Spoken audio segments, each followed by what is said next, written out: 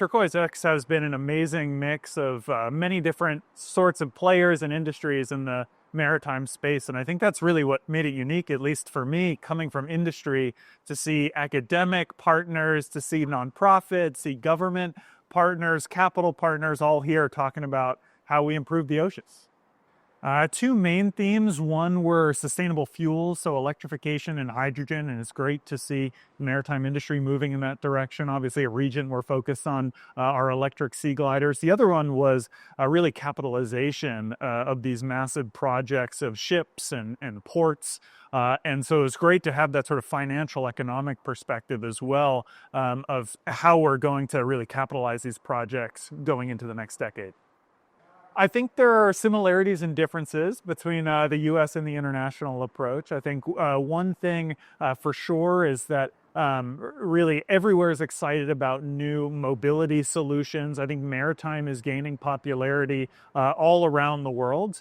I think one difference right now is sort of the lean in to some extent on how sustainability manifests. And we actually talked about that today in really the business case for sustainability. So I think to some extent the US is pressurizing the business case of sustainability a little bit more, where there may still be some sort of sustainability motivation in Europe and internationally. But I think it's all moving in the same direction. And to some extent, I think the friction of pressurizing the business case for sustainability is actually a very good thing for our industry.